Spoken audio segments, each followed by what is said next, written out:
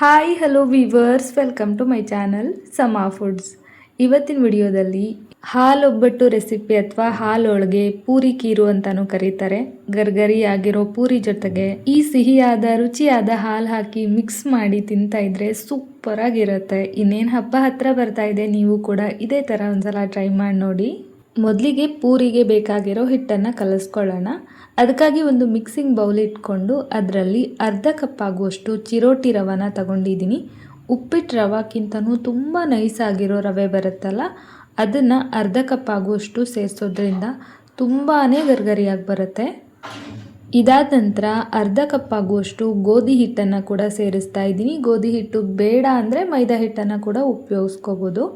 ಜೊತೆಗೆ 1-2-3 ಪಿಂಚ್ ಆಗುವಷ್ಟು ಉಪ್ಪು, 2 ಚಮಚ ತುಪ್ಪನ ಸೇರಿಸ್ತಾ ಇದ್ದೀನಿ. ನಾನಿಲ್ಲಿ ಅಕ್ಷಯಕಲ್ಪ ಆರ್ಗ್ಯಾನಿಕ್ ತುಪ್ಪನ ಬಳಸಿದ್ದೀನಿ. ಈಗ ಇದೆಲ್ಲನೂ ಚೆನ್ನಾಗಿ ಡ್ರೈ ಮಿಕ್ಸ್ ಮಾಡ್ಕೊಳ್ಬೇಕು. ತುಪ್ಪ ಹಾಕೋದ್ರಿಂದ ಮತ್ತು ಚಿರೋಟಿ ರವೆ ಹಾಕೋದ್ರಿಂದ ಈ ಪೂರಿ ತುಂಬಾ ಗರಿಗರಿಯಾಗಿ ಬರುತ್ತೆ. ತುಂಬ ಹೊತ್ತಲ್ಲ, ಇಡೀ ದಿನ ಇಟ್ಟರೂ ಕೂಡ ಅದೇ ಥರ ಗರಿ ಗರಿಯಾಗಿರುತ್ತೆ. ಬಿಸಿ ಬಿಸಿ ಹಾಲಿನ ಜೊತೆಗೆ ತಿನ್ನೋದಕ್ಕೆ ಸೂಪರ್ ಆಗಿರುತ್ತೆ. ಈಗ ಇದಕ್ಕೆ ಸ್ವಲ್ಪನೇ ನೀರು ಹಾಕ್ಕೊಂಡು ಗಟ್ಟಿಯಾಗಿ ಹಿಟ್ಟನ್ನು ಕಲಿಸ್ಕೊಳ್ಬೇಕು. ಎಷ್ಟು ಗಟ್ಟಿಯಾಗಿ ಕಲಿಸ್ತೀವೋ ಅಷ್ಟು ಚೆನ್ನಾಗಿ ಬರುತ್ತೆ. ಗಟ್ಟಿಯಾಗಿ ಕಲಸಿರೋಂಥ ಹಿಟ್ಟನ್ನು ಈ ಥರ ಕೈಯಲ್ಲಿ 3-4 ನಿಮಿಷ ಚೆನ್ನಾಗಿ ಮಿಜ್ಜಿ ನಾದ್ಕೊಳ್ಬೇಕು. ಈಗ ನೋಡಿ ಎಷ್ಟೊಂದು ಗಟ್ಟಿಯಾಗಿ ಹಿಟ್ಟನ್ನು ಕಲಸಿದ್ದೀನಿ ಅಲ್ವಾ. ಈಗ ಇದ್ರ ಮೇಲ್ಗಡೆ ಒಂದು ಪ್ಲೇಟನ್ನು ಮುಚ್ಚಿ ಅರ್ಧ ಗಂಟೆ ನೆನೆಯೋದಕ್ಕೆ ಬಿಟ್ಬಿಡ್ತೀನಿ. ಅಷ್ಟರಲ್ಲಿ ಒಲೆ ಮೇಲೆ ಒಂದು ಸಣ್ಣ ಪ್ಯಾನ್ ಇಟ್ಕೊಂಡು 1 ಚಮಚ ಆಗುವಷ್ಟು ಗಸಗಸೆನ ಸಣ್ಣ ಉರಿನಲ್ಲಿ ಘಮ ಬರೋವರೆಗೂ ಹುರಿದು ತೆಗೆದಿಟ್ಕೊಳ್ಬೇಕು. ಇದರಿಂದ ಈ ಹಾಲು ತುಂಬಾ ರುಚಿಯಾಗಿರುತ್ತೆ. ಬೇಕು ಅಂದರೆ ಇನ್ನೊಂದು ಸ್ವಲ್ಪ ಜಾಸ್ತಿ ಕೂಡ ಹಾಕ್ಕೊಳ್ಬೋದು. ಇದಾದ ನಂತರ ಒಂದು ಸಣ್ಣ ಮಿಕ್ಸಿ ಜಾರ್ ಇಟ್ಕೊಂಡಿದ್ದೀನಿ. ಇದಕ್ಕೆ ಒಂದು ಸಣ್ಣ ಕಪ್ ಆಗುವಷ್ಟು ಫ್ರೆಶ್ ತೆಂಗಿನಕಾಯಿ, 5 ಬಾದಾಮಿ, 6 ಗೋಡಂಬಿ ನೆನೆಸಿಟ್ಕೊಂಡಿರೋಂಥದ್ದು, ಜೊತೆಗೆ ಹುರಿದಿಟ್ಕೊಂಡಿರೋಂಥ ಗಸಗಸೆನ ಕೂಡ ಸೇರಿಸಿದ್ದೀನಿ. 3 ಏಲಕ್ಕಿನ ಬಿಡಿಸಿ ಸೇರಿಸ್ತಾ ಇದ್ದೀನಿ. ಇದರಿಂದ ಕೂಡ ತುಂಬ ಒಳ್ಳೆ ರುಚಿ ಇರುತ್ತೆ, ಮಿಸ್ ಮಾಡಬೇಡಿ. ಜೊತೆಗೆ 2 ಚಮಚ ಮಿಲ್ಕ್ ಪೌಡರು, ರುಬ್ಬೋದಕ್ಕೆ ಒಂದು ಅರ್ಧ ಕಪ್ ಆಗುವಷ್ಟು ಹಾಲು, ಇದೆಲ್ಲ ಸೇರಿಸಿ ನೈಸಾಗಿ ಗ್ರೈಂಡ್ ಮಾಡ್ಕೊಂಡು ತಗೊಳ್ತೀನಿ. ಮಿಲ್ಕ್ ಪೌಡರ್ ಹಾಕೋದ್ರಿಂದ ಹಾಲು ತುಂಬ ಗಟ್ಟಿಯಾಗಿ ಕ್ರೀಮಿಯಾಗಿ ತುಂಬ ಚೆನ್ನಾಗಿ ಅನಿಸುತ್ತೆ. ಆಪ್ಷನಲ್ಲು ಬೇಕಾದರೆ ಹಾಕ್ಬೋದು, ಬೇಡ ಅಂದರೆ ಸ್ಕಿಪ್ ಕೂಡ ಮಾಡ್ಬೋದು. ಈಗ ಗ್ರೈಂಡ್ ಮಾಡ್ಕೊಂಡಿರೋಂಥ ಪೇಸ್ಟನ್ನು ನಾವು ಯಾವ ಪಾತ್ರೆಯಲ್ಲಿ ಹಾಲನ್ನು ಮಾಡ್ಕೊಳ್ತೀವಲ್ಲ ಅದರಲ್ಲೇ ಸೇರಿಸಿ ಅದ್ರ ಜೊತೆಗೇ ಮಿಲ್ಕ್ನ ಕೂಡ ಆ್ಯಡ್ ಮಾಡ್ತಾ ಇದ್ದೀನಿ. ಆದಷ್ಟು ಗಟ್ಟಿಯಾಗಿರೋ ಹಾಲನ್ನು ತಗೊಳ್ಳಿ, ತುಂಬ ಚೆನ್ನಾಗಾಗುತ್ತೆ. ಫುಲ್ ಫ್ಯಾಟ್ ಮಿಲ್ಕನ್ನು ಬಳಸಿ ಮಾಡುವಂಥ ಹಾಲು ಬೇಗ ಗಟ್ಟಿಯಾಗುತ್ತೆ, ತುಂಬ ಕುದಿಸೋ ಅವಶ್ಯಕತೆ ಇಲ್ಲ, ಕ್ರೀಮಿಯಾಗಿರುತ್ತೆ. ಟೋಟಲಿ ತಿನ್ನೋವಾಗ ತುಂಬಾ ರುಚಿ ಅನಿಸುತ್ತೆ. ಇವಾಗ ಇದನ್ನು ಒಲೆ ಮೇಲಿಟ್ಟು ಕುದಿಸ್ಕೊಳ್ಬೇಕು. ಒಂದು ಕುದಿ ಚೆನ್ನಾಗಿ ಕುದೀತಾ ಇದ್ದ ಹಾಗೆಯೇ ನಾನು ಇದಕ್ಕೆ ಕಲ್ಲು ಸಕ್ಕರೆನ ಸೇರಿಸ್ತಾ ಇದ್ದೀನಿ. ನೀವು ಬೇಕಂದರೆ ಬೆಲ್ಲ ಕೂಡ ಹಾಕ್ಬೋದು. ಬೆಲ್ಲ ಹಾಕಿದ್ರೆ ಒಡೆದೋಗೋ ಚಾನ್ಸಸ್ ಇರುತ್ತೆ, ಮತ್ತೆ ಬಿಸಿ ಮಾಡೋಕ್ಕಾಗಲ್ಲ. ಹಾಗಾಗಿ ನಾನಿಲ್ಲಿ ಕಲ್ಲು ಸಕ್ಕರೆನ ಸೇರಿಸಿದ್ದೀನಿ. ಜೊತೆಗೆ ಪಿಸ್ತಾ, ಬಾದಾಮ್, ಗೋಡಂಬಿ ಇದೆಲ್ಲನೂ ಸಣ್ಣದಾಗಿ ಕಟ್ ಮಾಡಿ ಸೇರಿಸಿದ್ದೀನಿ. ತಿನ್ನೋವಾಗ ಅಲ್ಲಲ್ಲಿ ಬಾಯಿಗೆ ಸಿಕ್ಕರೆ ತುಂಬ ರುಚಿ ಅನಿಸುತ್ತೆ.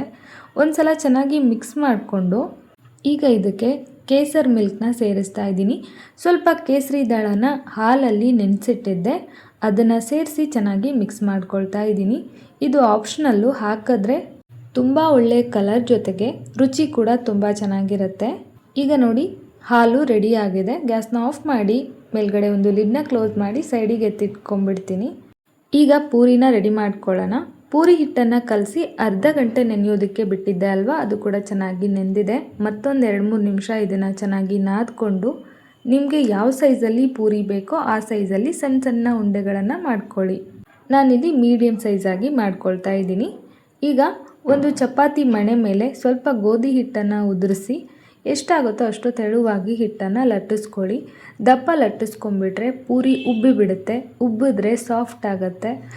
ಸಾಫ್ಟ್ ಆದರೆ ತಿನ್ನೋದಕ್ಕೆ ಅಷ್ಟು ಚೆನ್ನಾಗಿರೋದಿಲ್ಲ.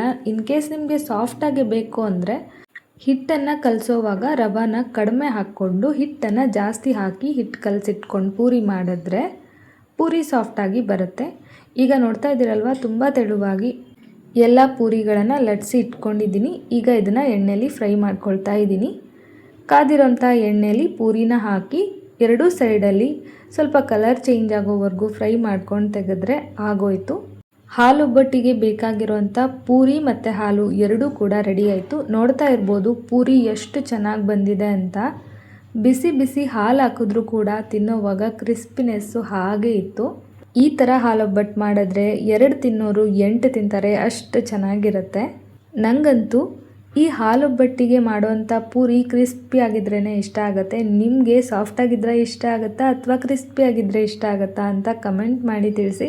ಆ್ಯಂಡ್ ನೀವು ಕೂಡ ಇದೇ ಥರ ಮಾಡ್ತೀರಾ ಅಥವಾ ನಿಮ್ಮ ಮನೇಲಿ ಬೇರೆ ಥರ ಮಾಡ್ತಾರಾ ಅಂತಲೂ ತಿಳಿಸಿ. ಐ ಹೋಪ್ ಇವತ್ತಿನ ಈ ರೆಸಿಪಿ ನಿಮ್ಮೆಲ್ಲರಿಗೂ ತುಂಬಾ ಇಷ್ಟ ಆಯಿತು ಅಂದ್ಕೊಳ್ತೀನಿ. ಮುಂದಿನ ವಿಡಿಯೋದಲ್ಲಿ ಮತ್ತೆ ಸಿಗ್ತೀನಿ. Bye friends, thank you.